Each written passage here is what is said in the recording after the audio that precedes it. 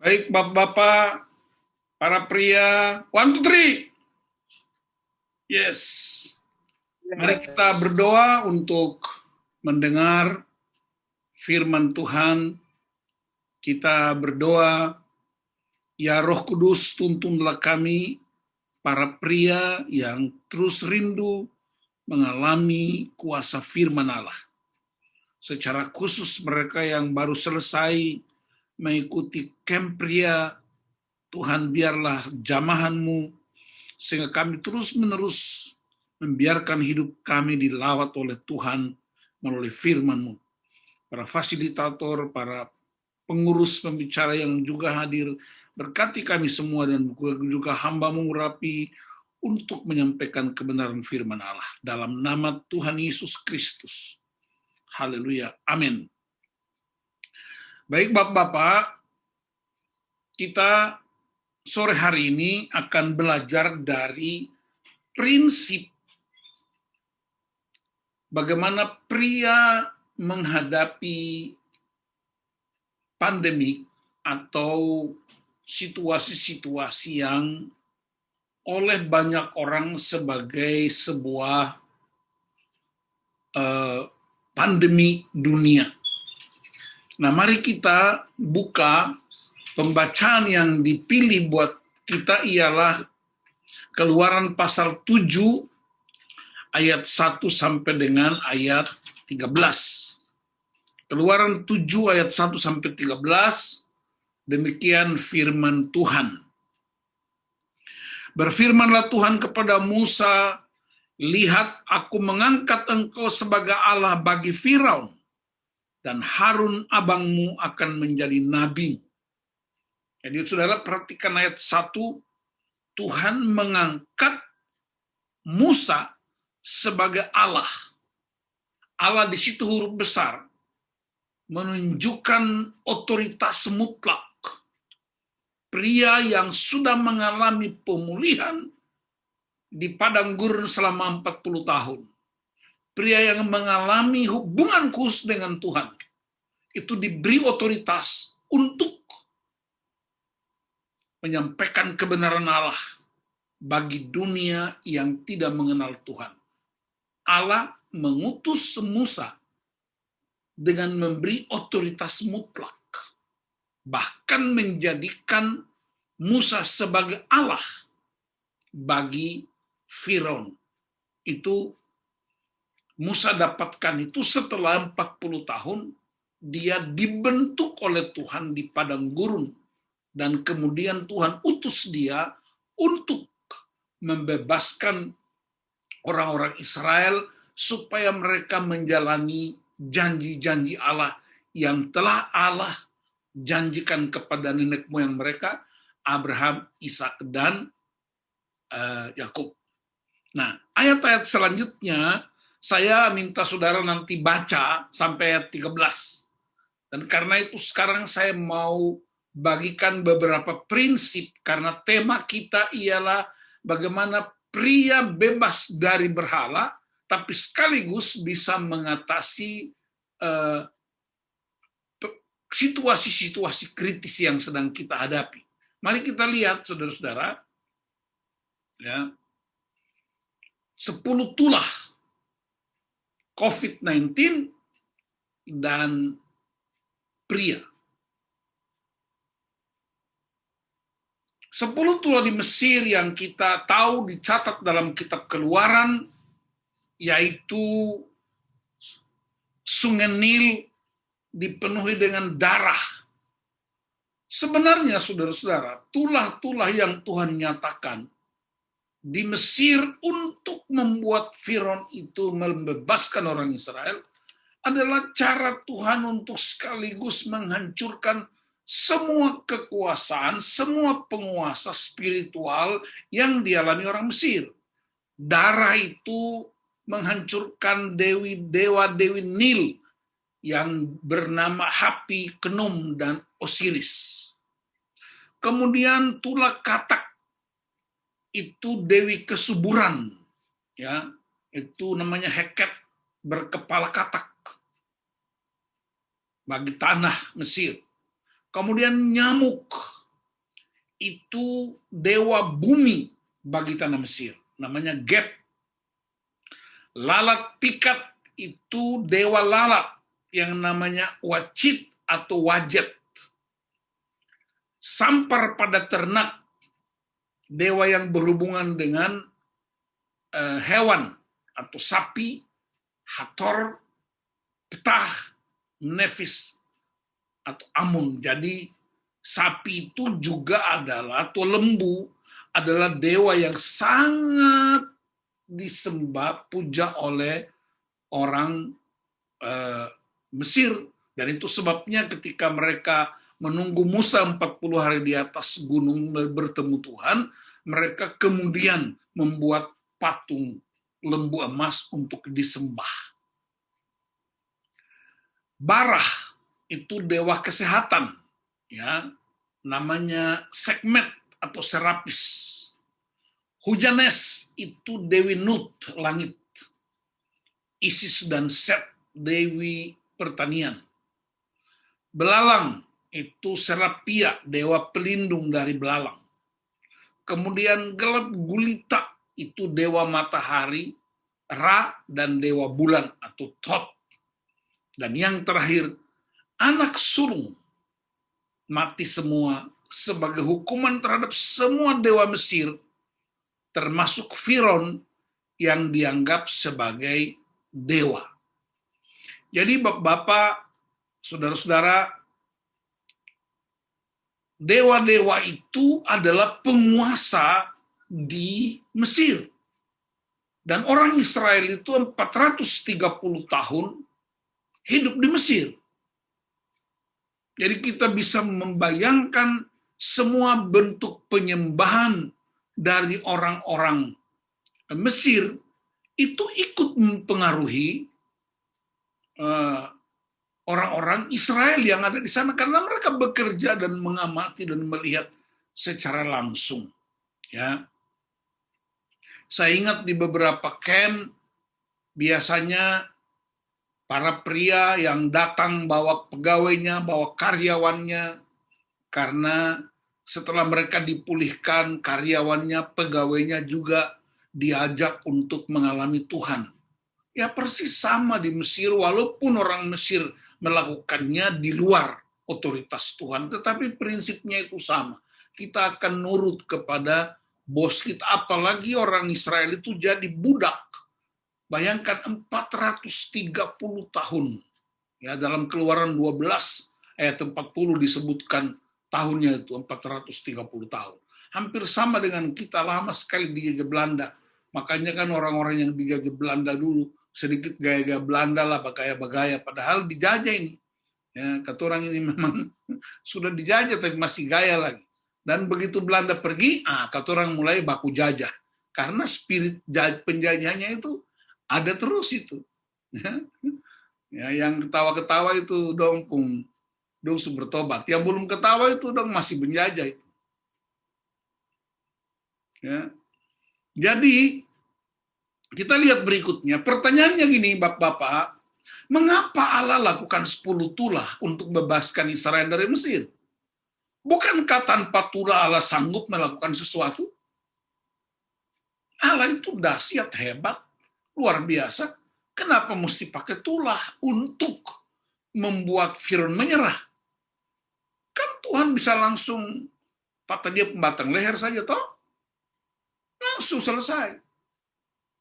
Tapi kenapa mesti pakai tulah? Karena begini, Allah sedang menunjukkan, Allah tidak sedang mempromosikan dirinya, dia sedang menunjukkan tentang siapakah yang menciptakan langit dan bumi dan segala isinya.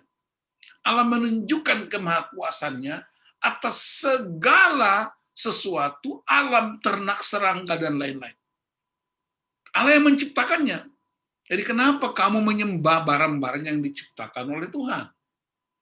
Kita mesti menyembah penciptanya, bukan menyembah barang yang diciptakan. Nah, kita di pelajaran pria ketemu namanya dosa berhala-berhala modern. Yang kedua, Bapak-bapak, kenapa tulah ini, 10 ini, untuk menghancurkan dan menghentikan semua bentuk penyembahan dan dewa-dewi, Allah pertama-tama dia ingin membebaskan Israel dari secara spiritual. Karena Allah berjanji dengan nenek moyangnya Israel, Abraham, Ishak, Yakub, aku Allahmu dan engkau akan jadi umatku dan melalui engkau keturunanmu akan memenuhi bumi. Jadi ketika Israel mengalami perbudakan secara fisik maupun spirit, Allah lepaskan mereka supaya waktu mereka keluar dari Mesir, saudara-saudara, mereka tidak hanya bebas dari the great king, raja Mesir itu, Firaun itu, tidak hanya itu, tapi mereka juga bebas dari semua bentuk penyembahan berhala yang mengikat mereka bertahun-tahun. Jadi ini yang disebut pembebasan spiritual, ya, supaya mereka hanya menyembah kepada Allah Abraham, Allah Ishak, Allah Yakub. Yang berikutnya, saudara-saudara, kita coba perhatikan apa sikap Israel terhadap 10 tulah. Orang-orang Israel ini kita tahu di Alkitab ditulis ternyata, saudara-saudara, mereka ini marah kalau kita perhatikan semua tulah yang dikerjakan sebelumnya. Semakin hebat penindasan, semakin hebat Allah melakukan mujizat-mujizat itu, Allah menyingkirkan dewa-dewi itu, semakin kuat pula tekanan dari Firaun. Jadi Tuhan tekan dari atas, tapi Firaun dia tekan kiri kanan. Nah, biasanya kan banyak pria begitu, kalau sudah tekan dari atas, baru dia mulai menyebar kiri kanan. Nah, itu dia. Itu spirit Firaun. Nah, yang ketawa-ketawa itu dompung, spirit Firaun dulu itu. Begitu ada problem dari atas, mulai tekan kiri kanan, tekan belakang, depan belakang. Nah, itu yang disebut spirit Firaun. Dan spirit Firaun ini saya rasa masih ada sampai sekarang kalau ada orang yang belum bertobat. Ya. Jadi, saudara-saudara, semakin Tuhan melakukan mujizat-mujizat, semakin Firaun menyuruh mandor-mandor mereka, menyuruh orang-orang Mesir untuk tekan orang Israel. Sehingga orang Israel datang kepada Musa dan Harun. Ribut. Nah, biasa begitu, di gereja juga begitu. Kalau kebenaran-kebenaran firman disampaikan dengan keras, nah, ada yang mulai terganggu, lalu dong mulai pindah ke gereja lain, dong mau dengar yang bagus-bagus, tidak mau ditegur dong pun kelakuan. Itu biasa itu. Ya, sampai sekarang juga masih ada. Tapi saya bersyukur kalau pria-pria sudah dengar firman Allah, yang di camp-camp pasti berubah. Yang berikutnya, 10 tulah itu menghancurkan otoritas penyembahan Firaun. Dan saya mau kasih tahu Bapak-bapak secara khusus, ya, Tuhan keluarkan Israel dari Mesir hanya 1 malam. Hanya 1 malam. Tapi untuk mengeluarkan Mesir dari otak orang Israel, Tuhan perlu 40 tahun. 1 malam saja keluar. Peristiwa tulah itu berlangsung 3 hari. Malam itu setelah dorang sembeli domba, terus taruh dia punya darah di depan pintu supaya malaikat maut lewat, itu darah domba itu dia pewarna merah marun. Itu gelap gulita, kok malaikat maut bisa lihat itu. Tetapi Tuhan suruh tempelkan darah domba di depan pintu rumahmu, kemudian masuk dan olah itu dan makan. Kenapa? Persiapan untuk berangkat malam itu juga. Jadi Tuhan rancang dengan begitu tertib. Ya, itu menunjukkan tentang otoritas Tuhan. Jadi mereka tidak hanya dilindungi dari kuasa maut, tapi mereka dikenyangkan. Ini penting buat pria. Sehingga kita percaya kepada Yesus, Anda tidak hanya dilindungi dari kuasa maut, tapi engkau juga dikenyangkan oleh firman-Nya, karena domba bicara Kristus dan Kristus bicara firman Allah, roti kehidupan. air kehidupan. Darahnya menutup kita. Tetapi tubuhnya, firman-Nya mengenyangkan dan memuaskan kita. Nah, Bapak-bapak, perhatikan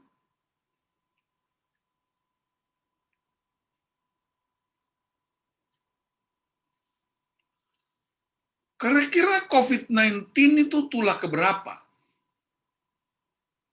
Ternyata dalam catatan sejarah ada 10 tulah atau pandemi yang terjadi di dunia, ya, dalam sejarah peradaban manusia pada tahun 430 sebelum Masehi, sebelum Kristus. Plague of Athens, plague itu musibah atau wabah. Kemudian ada wabah Antonin tahun 165 Masehi, 5 juta orang tewas. Ada plague of Justinian tahun 541, 25 juta orang tewas. Yang paling mengerikan ialah Black Death, wabah bumonik, pes. Itu tahun 1347, 75 juta sampai 200 juta tewas. Kolera pertama, karena ada kolera kedua, ketiga, tapi jumlahnya sedikit. Itu kolera pertama itu jutaan orang mati. Flu Rusia 1 juta orang. Pandemik flu 20 sampai 50 juta. Flu Asia tahun 1956 2 juta orang. Flu Hong Kong tahun 68 1 juta orang. HIV AIDS 36 juta orang. Sekarang COVID-19 kita berdoa supaya segera berhenti. Jumlahnya tak terkira.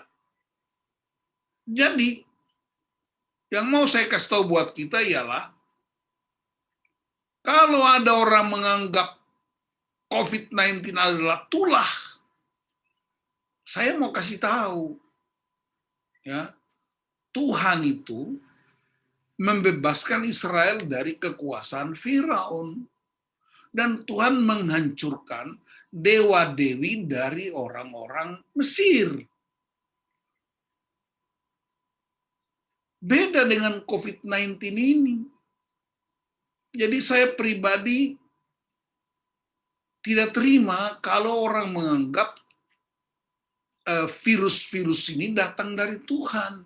Saudara perhatikan semua virus ini rata-rata dibawa oleh hewan, disebarkan oleh hewan, lalu pindah ke manusia.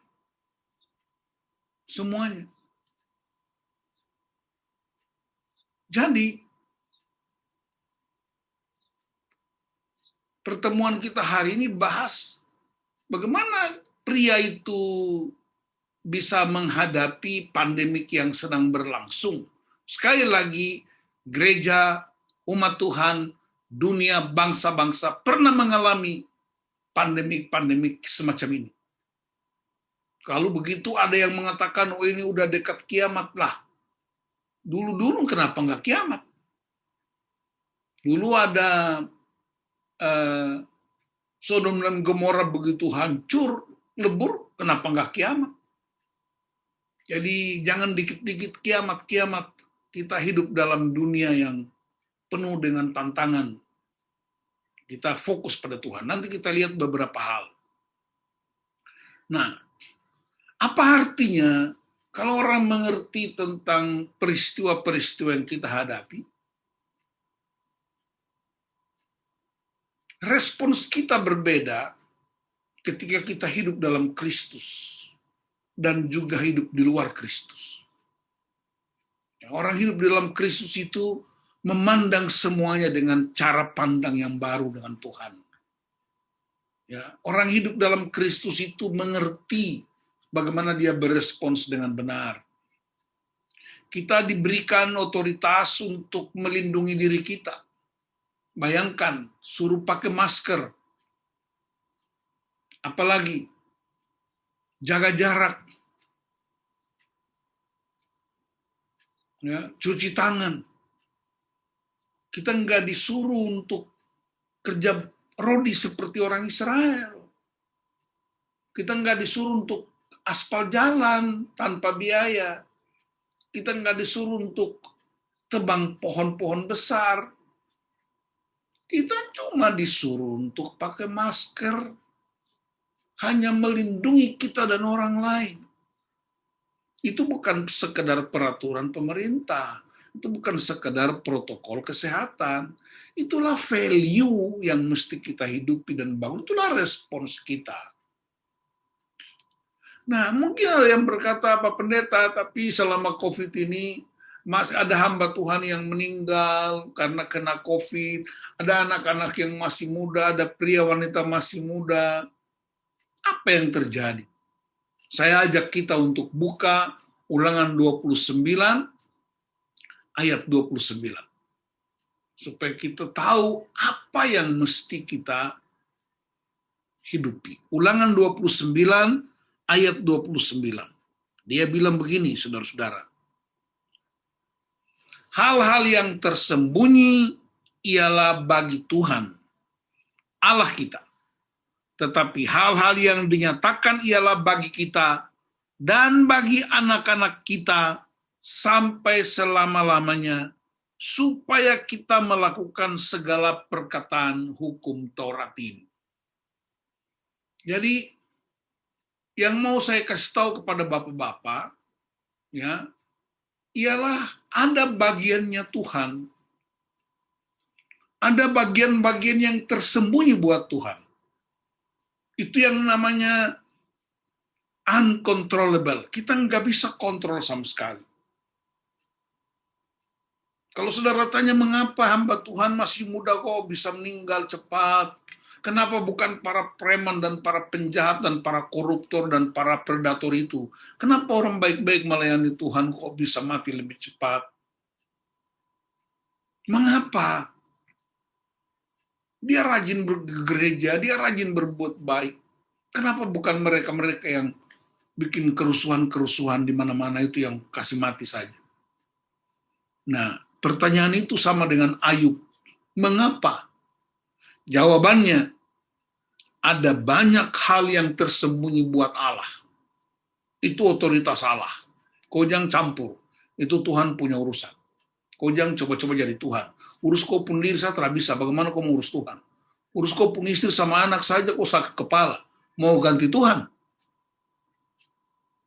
Tetapi ada yang dinyatakan buat kita. Perhatikan ayat ini.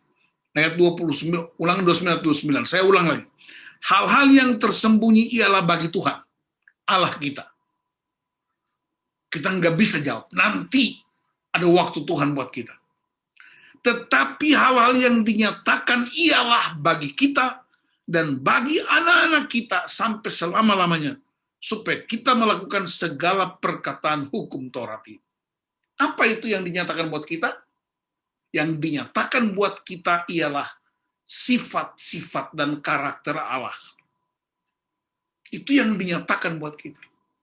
Allah itu baik, sungguh amat baik. Allah itu pengampun. Allah itu pengasih, panjang sabar, dan berlimpah kasih setia. Allah itu melindungi. Allah itu Bapa yang membuka tangan dan menantikan kepulangan anak-anak dari kehidupan yang buruk. Allah itu baik dan baik dan baik. Sungguh amat baik. Setelah dia menciptakan seluruh dunia, kata kuncinya di Kejadian 1 ayat 31, semuanya sungguh amat baik. Jadi ketika kita menghadapi situasi semacam sekarang ini, pandemi ini, kita nggak bisa mempertanyakan di mana Tuhan. Nggak boleh tanya di mana Tuhan. Dia tuh baik-baik saja. Nanti ada telepon beta bilang, Pendeta Nus, kasih tahu orang gitu, jangan tanya beta di mana. Beta baik-baik aja, aman. Dia di mana? Dia tetap Allah yang hidup. Tetapi kita yang mesti merenungkan kebaikan Tuhan. Allah itu adil. Allah itu kasih. Allah itu sempurna. Allah itu dahsyat di tempat yang maha tinggi. Dia tidak mungkin merencanakan kejahatan buat anak-anak. Kitab Yeremia berkata, rancanganku bukan rancangan. Rancanganku damai sejahtera buat kamu.